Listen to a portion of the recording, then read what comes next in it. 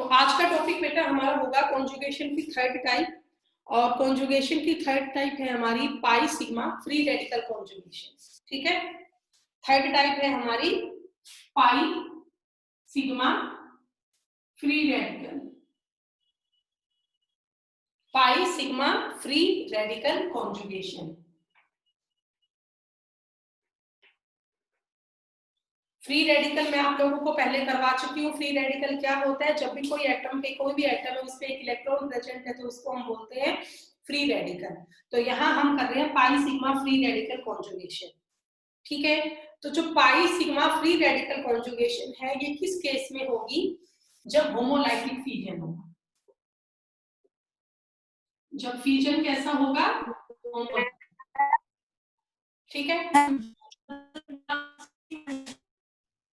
तो अब हमारा टॉपिक है पाई सिग्मा फ्री रेडिकल कॉन्जुगेशन। तो मैं आपको बता रही हूँ कि जो पाई सिग्मा फ्री रेडिकल कॉन्जुगेशन है ये किस केस में होगी? जहां पे होमोलाइटिक फिजन हो।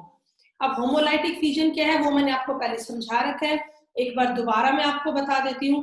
होमोलाइटिक फिजन कब होगा? जब दो एटम है और दोनों एटम बिल्कुल सेम है।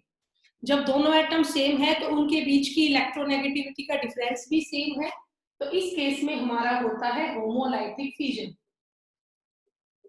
इस केस में होगा होमोलाइटिक फिजन। अब होमोलाइटिक फिजन होगा तो करेंगे क्या? कुछ भी नहीं करना। जो ये दो एटम है इनके बीच का बॉन्ड हमें तोड़ना है। एक इलेक्ट्रॉन इस ए एटम के पास, एक इलेक्ट्रॉन इस ए एटम के पास। तो ए एटम पे क्या आ गया? Free radical. तो यहाँ दो ए एटम है तो 2 मोल बनेंगे या ए फ्री रेडिकल की। ठीक है, 2 मोल्स यहाँ पे बने ए फ्री रेडिकल की। तो इस फिजन को हम बोलते हैं होमोलाइटिक फिजन। और यहाँ पर जो ये ए पे एक इलेक्ट्रॉन आया है, फ्री इलेक्ट्रॉन, इसको हम बोलते हैं फ्री रेडिकल। ये होता है हमारा फ्री रेडिकल। ठीक है, तो अब मैं आपको इसका पहला एग्जांपल समझाती हूँ इसमें कॉन्जुगेशन कैसे होगी। अच्छा, एक और बात, जो ये फ्री रेडिकल होता है ना, ये इलेक्ट्रॉन डेफिशिएंट होता है। फ्री रेडिकल होता है इलेक्ट्रॉन डेफिशिएंट, और इस पे एक ओड इलेक्ट्रॉन भी होता है। फ्री रेडिकल इलेक्ट्रॉन डेफिशिएंट होता है और इस पे एक ओड इलेक्ट्रॉन भी प्रेजेंट रहता है। ठीक है, चलो अब देखिए इसका एग्जांपल मैं तुम्हें करवाती हूँ फ्री रेडिकल का। फ्री रेडिकल के एग्जांपल की बात मैं आपको करूं तो फर्स्ट एग्जांपल देखिए, ये मैंने लिया CH2 double bond CH, CH2 और C पर ये एक फ्री रेडिकल है। C पर ये क्या है? एक फ्री रेडिकल है। तो अब इस केस में क्या होगा बेटा? आप देखो यहाँ कौन सी कॉन्जुगेशन है, यहाँ पे कौन सी कॉन्जुगेशन है? ये पाई बॉन्ड है, ये सिग्मा बॉन्ड है, और ये है फ्री रेडिकल। तो ये आपका हुआ पाई सिग्मा फ्री रेडिकल। कौन सी कॉन्जुगेशन है ये? पाई सिग्मा फ्री रेडिकल। अब इस केस में क्या होगा, कैसे इसमें कॉन्जुगेशन होगी? तो जो ये आपका C और C के बीच में डबल बॉन्ड है ना, इस डबल बॉन्ड का क्लीवेज होगा इस तरीके से। इसका मतलब क्या है? एक इलेक्ट्रॉन इस कार्बन एटम के पास और एक इलेक्ट्रॉन इस कार्बन एटम के पास। ठीक है, तो अब आप देखिए उससे क्या बनेगा बेटा, तो आपको समझ में आ रहा होगा। ये है CH2, बीच का डबल बॉन्ड कैसा हो गया? सिंगल। एक फ्री इलेक्ट्रॉन इस कार्बन पे आ गया, एक फ्री इलेक्ट्रॉन इस कार्बन पे आ गया। इसके आगे फिर से सिंगल बॉन्ड है और CH2 पर ये फ्री इलेक्ट्रॉन है। अब बेटा क्या होगा? देखो, एक फ्री इलेक्ट्रॉन इसका और एक फ्री इलेक्ट्रॉन इसका, इन दोनों के एक एक फ्री इलेक्ट्रॉन से यहां पर डबल बॉन्ड आ जाएगा। यहां पर क्या आ जाएगा? Double bond. तो इस वाले कार्बन पे क्या बच गया? एक फ्री इलेक्ट्रॉन बच गया। तो ये जो कॉन्जुगेशन है, अब यहाँ देखिए पाई सिग्मा फ्री रेडिकल, इस कॉन्जुगेशन को हम क्या बोलते हैं? पाई सिग्मा फ्री रेडिकल कॉन्जुगेशन बोलते हैं। तो मेरे ख्याल से आपको समझ में आ गया होगा। जिन बच्चों को पाई सिग्मा पॉजिटिव और पाई सिग्मा नेगेटिव कॉन्जुगेशन समझ में आ गई वो इसको भी कर लेगा। ये आपकी थर्ड टाइप की कॉन्जुगेशन हुई, पाई सिग्मा फ्री रेडिकल कॉन्जुगेशन। ठीक है, तो अब मैं इसका आपको सेकंड एग्जांपल करवाती हूँ। तो सेकंड एग्जांपल, तब तक आप फर्स्ट नोट कर लो। रेजोनेंस हाइब्रिड नहीं बनाना है बेटा, रेजोनेंस हाइब्रिड बनाना है, बना सकते हो आप लोग, खुद बना लोगे मेरे ख्याल से। तो CH2 सिंगल बॉन्ड CH और ये भी CH2। ठीक है, साथ में आप क्या दिखाओगे कि यहाँ पर भी डबल बॉन्ड की फॉर्मेशन हो रही है, यहाँ पे भी हो रही है। फ्री रेडिकल कार्बन पे भी आ रहा है, फ्री रेडिकल इस कार्बन पे भी आ रहा है। ठीक है, तो ये इसका हो गया रेजोनेंस हाइब्रिड। चलिए अब मैं इसका सेकंड एग्जांपल आपको करवाती हूँ, और सेकंड एग्जांपल ये है, ये बेंजीन रिंग हमने ली, इस पर 3 डबल बॉन्ड, और बच्चों ये है CH2, ठीक है। साथ में एक और बात, जो ये CH2 का C है, इस C पर एक फ्री रेडिकल, इस C पर एक क्या है, फ्री रेडिकल है। तो मैं आपको इसका नाम बता दूं, ये बेंजाइल फ्री रेडिकल है। ये क्या है बेटा, बेंजाइल फ्री रेडिकल है। बेंजीन पे CH2 होता है बेंजाइल, तो ये जो फ्री रेडिकल है उसका प्रॉपर नाम क्या है बच्चों, बेंजाइल फ्री रेडिकल। अच्छा मैं आपको पिछले एग्जाम्पल का नाम बताऊं ना, ये देखो बेटा, मैंने क्लास में एक दिन तुम्हें करवाया था अलाइल और विनाइल। तो डबल बॉन्ड वाले कार्बन से नेक्स्ट कार्बन होता है एलाइल, तो ये जो फ्री रेडिकल है इसका नाम क्या है, एलाइल फ्री रेडिकल। इसका नाम क्या है बच्चों, ये एलाइल फ्री रेडिकल है, ठीक है। डबल बॉन्ड वाले कार्बन से नेक्स्ट कार्बन होता है एलाइल, तो ये एलाइल फ्री रेडिकल है। ओके, समझ गए। तो ये बेंजाइल फ्री रेडिकल है बच्चों। अब इसकी कॉन्जुगेशन हम करेंगे, तो फर्स्ट एग्जांपल रब कर दूं ये वाला। Yes ma'am. Yes ma'am. अच्छा अब जिन बच्चों को समझ में आ रहा है ना, वो अपना खुद करे बेंजाइल फ्री रेडिकल। इसमें हाइट कॉन्जुगेशन कैसे होगी, जिन बच्चों को समझ में आ रहा है वो अपने आप से करें, बाकी को मैं करवा देती हूँ। जिनको समझ में आ रहा है वो कोशिश करें खुद से करें। बच्चों मैं आपको हिंट दे रही हूँ, डबल देखो कॉन्जुगेशन कौन सी है, पाई सिग्मा फ्री रेडिकल। ये डबल बॉन्ड है, ये टूटेगा ऐसे, ये हाफ एरो होती है ना, फिश कर्ड एरो। बच्चों इसका मतलब क्या होता है कि डबल बॉन्ड टूट गया, ठीक है, और ये कुछ ऐसा बन गया बच्चों, यहाँ बॉन्ड कैसा हो गया, डबल CH2, और इस वाले C पर क्या आ गया, फ्री रेडिकल। इस वाले C पे क्या आ गया, फ्री रेडिकल। अब कई बच्चे क्लास में समझ गए होंगे, यहाँ ये 2 इलेक्ट्रॉन थे, ये टूट गए, तो इस और इस इलेक्ट्रॉन से डबल बॉन्ड हो गया, और कार्बन 2 पे क्या बच गया, फ्री रेडिकल। हाँ बच्चों ये बात तुम्हें समझ में आई। Yes ma'am. चलो अब बताओ अगली स्टेप में क्या होगा। नेक्स्ट स्टेप में मैं बना देती हूँ, मेरे ख्याल से तुम्हें समझ में आ रहा होगा भाई। अगली स्टेप में ये बनेगा बच्चों, ये एज इट इज रहेगा, यहाँ CH2 एज इट इज रहेगा, यहाँ बॉन्ड बन जाएगा, और कार्बन 4 पे फ्री रेडिकल आएगा। बताओ ये आप समझ गए होंगे कैसे हुआ। इस बार ये डबल बॉन्ड टूटा होगा, तो इस इलेक्ट्रॉन से और इस इलेक्ट्रॉन से यहाँ एक बॉन्ड आ गया होगा, और कार्बन 4 पे फ्री इलेक्ट्रॉन आएगा। अब बताओ अगली स्टेप में क्या होगा। अगली स्टेप भी बड़ी आसान है। अब की बार कौन सा बॉन्ड टूटेगा, ये वाला डबल बॉन्ड ऐसे टूट गया, ठीक है बेटा। जरूरी नहीं आप लोग तोड़ के दिखाओ, सिंपली बना सकते हो। तो इस स्टेप में ये हो गया डबल बॉन्ड CH2, यहाँ तो बॉन्ड आ ही गया, अब यहाँ भी बॉन्ड आ गया, और बोलो इस वाले कार्बन पे क्या आ गया, फ्री इलेक्ट्रॉन। मैम ये ठीक है बेटा 1 मिनट बाद में चेक करोगे, 1 मिनट रुक जाओ। ये फ्री इलेक्ट्रॉन आ गया। अब बच्चों लास्ट स्टेप में क्या होगा, ये डबल बॉन्ड फिर से टूटेगा, ये डबल बॉन्ड फिर से टूट गया। आप ऐसे फीचर करके बेशक मत दिखाओ, कोई फर्क नहीं पड़ेगा। और लास्ट स्टेप ये हुई, यहाँ बॉन्ड, यहाँ बॉन्ड, और यहाँ बॉन्ड, ये बॉन्ड फिर से सिंगल हो गया, ये दोबारा CH2 बच गया, और इस C पे एक फ्री रेडिकल बच गया, ठीक है। हाँ भी अब मैं आप लोगों की चेक कर लेती हूँ, ये आप लोग बना लो। और जो बच्चा मुझे, मैम ये बेटा जो बच्चा दिखाना चाहता है शो कर दो मुझे। खुशबू बेटा 1 मिनट। हाँ बेटा खुशबू आपने बिल्कुल सही बना रखा है, हाँ जी ठीक है बेटा, ओके। तो खुशबू आपका नेटवर्क थोड़ा सा ना वीक है, मुझे साफ नहीं दिख रहा, चलो कोई बात नहीं। बाकी बच्चे जिनको दिखाना है फटाफट से दिखा दो। दीपेश, तो 1 मिनट दीपेश। हाँ बेटा दीपेश दिखा। सही कर रहा है बेटा दीपेश, ठीक है ओके। बाकी बच्चे दिखाओ भाई। प्रिया ने दिखा रखा है, मयंक ने, निशांत ने, ओके। अब कितने, कुमुद दिखा तो नहीं कर लिया, कुमुद, कुमुद और सोनाक्षी दोनों दिखाओ मुझे। चिराग का हो गया, मयंक का हो गया, निशांत का हो गया, ठीक है। कुमुद और सोनाक्षी दिखाओ दोनों। निशांत बेटा सही कर रखा है, चिराग तेरा भी ठीक है, बट तुम लोगों ने होमवर्क नहीं किया ना, ये गलत बात है। योगेश, योगेश भी ठीक कर रहे हैं।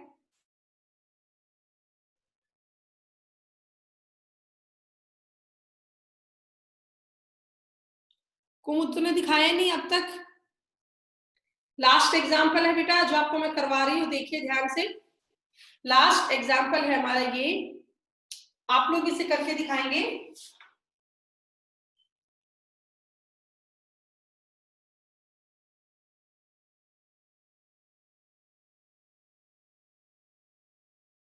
ठीक है बेटा, ये एग्जाम्पल है।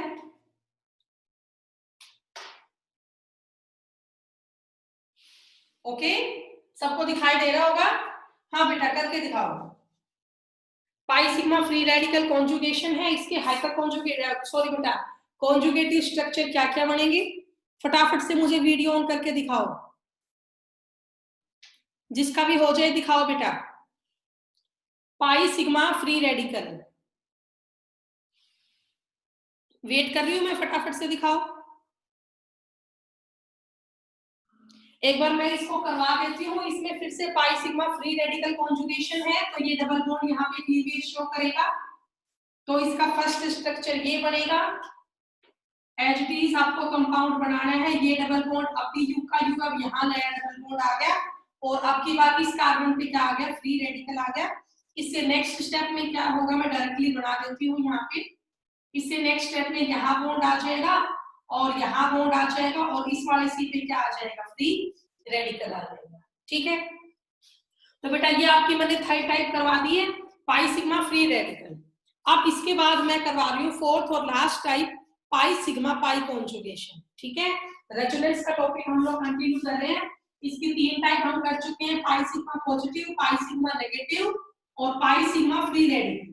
अब इसके बाद हम इसकी फोर्थ टाइप करेंगे, और इसकी फोर्थ टाइप है pi sigma pi conjugation. Pi sigma pi conjugation, ठीक है। सबसे आसान है बेटा पाई सिग्मा पाई कॉन्जुगेशन। इसका पहला एग्जांपल हमने लिया बेटा, फर्स्ट एग्जांपल ये है CH2 डबल बॉन्ड CH, उसके बाद है CHO। बच्चों आप देख सकते हो इसमें पाई सिग्मा पाई कॉन्जुगेशन है। कैसे, ये देखिए ये पाई बॉन्ड है, ये सिग्मा बॉन्ड है, ये फिर से पाई बॉन्ड है, तो ये पाई सिग्मा पाई कॉन्जुगेशन हुई। पाई सिग्मा पाई कॉन्जुगेशन ये है। ठीक है, अब बेटा इसमें आप कैसे करोगे इसको स्टेबल, तो आपको ये देखना है जो C और O है, C और O है, इसमें कार्बन की इलेक्ट्रोनेगेटिविटी कम है और ऑक्सीजन की इलेक्ट्रोनेगेटिविटी ज्यादा है, तो आप क्या कहेंगे, carbon is less electronegative, carbon is less electronegative than oxygen, मतलब O की टेंडेंसी ज्यादा है अपने साइड इलेक्ट्रॉन को अट्रैक्ट करने की, तो भाई कार्बन ने क्या किया, अपना ये एक इलेक्ट्रॉन इस ऑक्सीजन को दे दिया, क्योंकि ऑक्सीजन की इलेक्ट्रोनेगेटिविटी ज्यादा थी। तो अब देखिए इस क्या बना बेटा, CH2 double bond CH CHO, double bond कैसा हो गया, सिंगल। इस कार्बन एटम ने इलेक्ट्रॉन दिए तो इस पे चार्ज आ गया पॉजिटिव, और O एटम ने लिया तो इस पे चार्ज आ गया नेगेटिव। कार्बन एटम इलेक्ट्रॉन दे रहा है तो पॉजिटिव चार्ज आ गया, O एटम इलेक्ट्रॉन ले रहा है तो नेगेटिव चार्ज आ गया। ठीक है, अब बेटा इसके बाद नेक्स्ट स्टेप में क्या होगा बताओ, नेक्स्ट स्टेप में क्या होगा, यहाँ पे O पे नेगेटिव चार्ज आ गया, तो अब इस C के पॉजिटिव चार्ज को खत्म करवाना है बच्चों। ये देखो कौन सी कॉन्जुगेशन होगी, pi sigma positive, pi sigma positive conjugation होगी ये। तो पाई सिग्मा पॉजिटिव कॉन्जुगेशन अब क्या करेगी, ये जो डबल बॉन्ड है इसको यहां ट्रांसफर कर देगी, तो नेक्स्ट स्ट्रक्चर ये बन गया CH2, ये बॉन्ड सिंगल हो गया CH, ये बॉन्ड डबल हो गया CHO नेगेटिव। अब इस C पे पॉजिटिव खत्म, अब इस पे पॉजिटिव आ गया, है ना। अब ये बन गया पाई सिग्मा पॉजिटिव कॉन्जुगेशन। अब आखिरी स्टेप में क्या होगा, देखो इस O पे फिर से नेगेटिव चार्ज आ गया, अब ये पाई सिग्मा नेगेटिव भी हो रहा है यहाँ पे, O नेगेटिव ने फिर यहाँ बॉन्ड बनाया, ये बॉन्ड यहाँ फिर वापिस आ गया, तो इसका लास्ट जो स्ट्रक्चर है वो क्या बना, इसका लास्ट स्ट्रक्चर ये हो जाएगा CH2, ये बॉन्ड फिर से डबल हो गया CH, ये बॉन्ड फिर से सिंगल हो गया CH, ये बॉन्ड फिर से डबल हो गया, वापिस ये फिर पहले जैसा ही हो गया। तो इस कॉन्जुगेशन को हम क्या बोलेंगे, पाई सिग्मा पाई कॉन्जुगेशन बोलेंगे। ये बेटा कौन सी कॉन्जुगेशन है, पाई सिग्मा पाई कॉन्जुगेशन। ठीक है, कर लोगे? हाँ भी हो जाएगा ये चारों type. Yes ma'am. Yes ma'am. चारों टाइप की कॉन्जुगेशन हो चुकी है हमारी, pi sigma pi, pi sigma positive, pi sigma negative और पाई सिग्मा फ्री रेडिकल, सब हो चुका है। तो चलो अब इसका लास्ट एग्जांपल हम कर लेते हैं।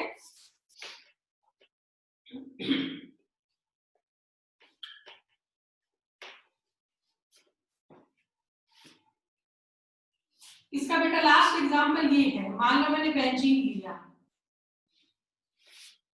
इसमें बेटा कौन सी कॉन्जुगेशन है, बेंजीन में कौन सी कॉन्जुगेशन है, pi sigma pi, pi sigma pi. तो इसमें कॉन्जुगेशन है पाई सिग्मा पाई, तो इसके कॉन्जुगेटिव स्ट्रक्चर क्या बनेंगे, तो इसका कॉन्जुगेटिव स्ट्रक्चर डायरेक्टली बनेगा, एक ही बनेगा बेटा, क्या, डबल बॉन्ड की सिर्फ शिफ्टिंग होगी। मैंने इसको इस तरीके से बना दिया, तो आप देखो इन दोनों में क्या डिफरेंस है, सिर्फ बॉन्ड की शिफ्टिंग ही तो हुई है भाई। ये वाला बॉन्ड यहाँ आ गया, ये वाला बॉन्ड यहाँ चला गया और ये वाला बॉन्ड यहाँ चला गया, तीनों डबल बॉन्ड की हमने पोजीशंस चेंज कर दी, मतलब शिफ्टिंग ऑफ डबल बॉन्ड यहाँ पे हो गया। और शिफ्टिंग ऑफ डबल बॉन्ड को ही हम लोग क्या कहते हैं, रेजोनेंस कहते हैं। रेजोनेंस का मीनिंग ही क्या हमने लिखा है ना स्टार्टिंग में, delocalisation of pi electron, delocalisation of pi electron. तो आप लोग देख सकते हो यहाँ बेटा पाई इलेक्ट्रॉन की क्या हुई, डीलोकेलाइजेशन ही हुई, यहाँ पे शिफ्टिंग हुई पाई बॉन्ड की, इसी को हम लोग बोलते हैं रेजोनेंस। ठीक है, तो ये भी आप कर लेना बेटा। तो आपके चारों टाइप के स्ट्रक्चर हो चुके हैं। अब इसके बाद मैं तुम्हें कुछ एग्जांपल्स करवाऊंगी about the stability of resonating structure, about the stability of resonating structure. मैंने आपको चारों टाइप रेजोनेंस की करवा दी है कि रेजोनेंस किस किस कंडीशंस में होता है। भाई क्या क्या कंडीशन थी बताओ आप लोग, या तो पाई सिग्मा पाई हो, या पाई सिग्मा नेगेटिव हो, या पाई सिग्मा पॉजिटिव हो, या पाई सिग्मा फ्री रेडिकल हो। इन चारों में से कोई भी एक कंडीशन होगी तो उस केस में क्या होगा, कॉन्जुगेशन होगी। तो चलो अब इसी टॉपिक को कंटिन्यू करते हैं और अब हम यहाँ बात करेंगे about the stability of resonating structure. Stability of resonating structures, resonating structure की स्टेबिलिटी की बात हम यहाँ पे करेंगे। तो मान लो बेटा मैंने फर्स्ट एग्जांपल लिया, क्वेश्चन देखो कैसे बनता है इस टॉपिक पे। मान लो मैंने ये लिया CH3O CH2, CH3O CH2, ठीक है। ये मैंने एक एग्जांपल लिया, इसमें O एटम पे 2 लोन पेयर पड़े हैं और C एटम पे फिलहाल पॉजिटिव चार्ज है, कुछ ऐसा ये स्ट्रक्चर है। ओके, चलिए अब इसको स्टेबल करवाते हैं। तो आप बताओ इसमें कॉन्जुगेटिव स्ट्रक्चर क्या बनेगा भाई। तो इस केस में एक ही पॉसिबिलिटी है, वो क्या है कि भाई O पे 2 लोन पेयर हैं, O ने क्या किया अपने इन दोनों लोन पेयर से यहाँ बॉन्ड बना लिया, O ने अपने इन दोनों लोन पेयर से यहाँ बॉन्ड बना लिया, तो ये क्या आ गया CH3O, ये बॉन्ड फिर से डबल हो गया CH2 और इस O एटम पे चार्ज कैसा आ गया, पॉजिटिव। इस O एटम पे चार्ज कैसा आ गया, पॉजिटिव आ गया। ठीक है, तो ये 2 स्ट्रक्चर बने। अब इन दोनों स्ट्रक्चर में क्वेश्चन ये आया, ये 2 यहाँ पे रेजोनेटिंग स्ट्रक्चर बने, इन दोनों स्ट्रक्चर में से ज्यादा स्टेबल स्ट्रक्चर कौन सा है, इन दोनों स्ट्रक्चर में से किसकी स्टेबिलिटी ज्यादा है वो आपको बतानी है। तो बेटा इसकी स्टेबिलिटी बताने का एक तरीका है, वो तरीका क्या है वो आप देखिए। आपको इन दोनों स्ट्रक्चर में कोवलेंट बॉन्ड देखने हैं। क्या देखने हैं, कोवलेंट बॉन्ड। तो अगर मैं CH3O और CH2 के बीच में देखूं तो यहाँ तो सिर्फ 2 ही कोवलेंट बॉन्ड है, फर्स्ट केस में सिर्फ 2 कोवलेंट बॉन्ड है। लेकिन अगर मैं सेकंड स्ट्रक्चर को देखती हूँ तो यहाँ कितने कोवलेंट बॉन्ड है, 1 2 3, there are 3 covalent bond. There are 3 covalent bond. तो पहले स्ट्रक्चर में 2 ही कोवेलेंट बॉन्ड है, लेकिन सेकंड स्ट्रक्चर में 3 कोवेलेंट बॉन्ड। अब जहां पर कोवेलेंट बॉन्ड ज्यादा होंगे उसमें स्टेबिलिटी भी ज्यादा होगी। तो आप लोग क्या करेंगे, जिसमें मोर नंबर ऑफ कोवेलेंट बॉन्ड है वो ज्यादा स्टेबल है। मोर number of covalent bond, more will be stability. तो आप बताओ बेटा, इन दोनों में ज्यादा स्टेबल कौन सा हुआ, फर्स्ट या सेकंड? सेकंड हुआ बेटा। तो मैं हर एग्जांपल में आपको एक नई टाइप समझाऊंगी, नया रूल समझाऊंगी। तो एक रूल मैं आप लोगों को समझा चुकी हूँ, जिस केस में कोवेलेंट बॉन्ड ज्यादा होंगे उस कंपाउंड की स्टेबिलिटी भी ज्यादा होगी। हर एक एग्जांपल में एक नया रूल हम यहाँ पे डिस्कस करेंगे। तो मैं ये एग्जांपल रब कर दूं, बोलो। Yes ma'am. ठीक है, चलिए अब सेकंड में करवाती हूँ आपको। टॉपिक हमारा सेम चल रहा है, स्टेबिलिटी ऑफ रेजोनेटिंग स्ट्रक्चर का। टॉपिक हमारा सेम है, about the stability of resonating structure. ठीक है, स्टेबिलिटी ही हम यहाँ पे पढ़ रहे हैं रेजोनेटिंग स्ट्रक्चर की। Stability of resonating structure. अब इसका सेकंड एग्जांपल मैं तुम्हें करवा रही हूँ। देखिए सेकंड एग्जांपल क्या है। मान लो मैंने ये दिया CH2 double bond CH NH2, और भाई इस N एटम पे नेगेटिव चार्ज है। इस N एटम पे क्या है, नेगेटिव चार्ज है। तो पहले तो आप मुझे ये बताओ यहाँ पे कौन सी कॉन्जुगेशन है। तो आपको समझ में आ रहा होगा, pi sigma electron, pi sigma negative. यहाँ कौन सी कॉन्जुगेशन है, पाई सिग्मा नेगेटिव की कॉन्जुगेशन है।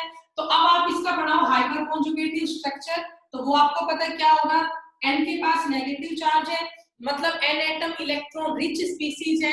तो N एटम यहाँ पे इलेक्ट्रॉन बनाएगा, तो ये बॉन्ड इसके पास आ जाएगा। तो इट मीन्स आप लोग समझ गए होंगे इसका सेकंड स्ट्रक्चर क्या होगा। देखिए CH2, इसका डबल बॉन्ड सिंगल हो गया और ये बॉन्ड डबल हो गया NH2। अब N के पास तो नेगेटिव चार्ज था, मतलब N पे तो एक्स्ट्रा इलेक्ट्रॉन थे, तो N अपने इलेक्ट्रॉन आगे डोनेट कर दिए। अब नेगेटिव चार्ज इस बार इस कार्बन पे है। ठीक है, तो ये कॉन्जुगेशन होगी पाई सिग्मा नेगेटिव की। अब यहाँ पे 2 स्ट्रक्चर बने, इन दोनों में से ज्यादा स्टेबल स्ट्रक्चर कौन सा है, which compound has more stability? Ma'am तो आपको मैम बेटा बोलो। मैम N के 4 बॉन्ड्स हो गए। हाँ जी मैम N के 4 बॉन्ड हो गए। बेटा 4 बॉन्ड नहीं हुए, 2 पॉसिबल नहीं है ना। देखो आपको मैंने पढ़ाया था नाइट्रोजन की कोवेलेंसी क्या होती है, 4। ये नहीं करवाया था, बोरॉन की भी कोवेलेंसी 4 होती है इन सब की। ऑक्टेट पूरा हो गया बेटा। ये तो देखो तुम NH2 है और बच्चों यहाँ डबल बॉन्ड है, लेकिन N का ऑक्टेट तो पूरा है 1 2 3 4 5 6 7 8। ठीक है ना, ऑक्टेट स्टेबल स्पीसीज हो गया। अब देखो आगे, यस मैम। दोनों में ज्यादा स्टेबल स्ट्रक्चर कौन सा है। तो आपने यहाँ पे एक बात नोट की, यहाँ पे ना इतना सा डिफरेंस है। यहाँ तो नेगेटिव चार्ज ऑक्सीजन नाइट्रोजन पे है और यहाँ नेगेटिव चार्ज कार्बन पे है। तो अगर नेगेटिव चार्ज ज्यादा इलेक्ट्रोनेगेटिव एटम पे होगा तो वो कंपाउंड स्टेबल भी ज्यादा होगा। तो आप सभी को पता है जो नाइट्रोजन है, nitrogen is more electronegative, nitrogen is more electronegative than carbon. ऐसा ही है, nitrogen is more electronegative than carbon. तो अगर मोर इलेक्ट्रोनेगेटिव एटम पे नेगेटिव चार्ज होगा तो उस कंपाउंड की स्टेबिलिटी भी ज्यादा होगी। तो ये कंपाउंड है वो ज्यादा स्टेबल है, जो फर्स्ट वाला कंपाउंड है वो ज्यादा स्टेबल है। अब क्यों है वो मैंने आपको समझा दिया, क्योंकि इसमें ज्यादा इलेक्ट्रोनेगेटिव एटम पे चार्ज है।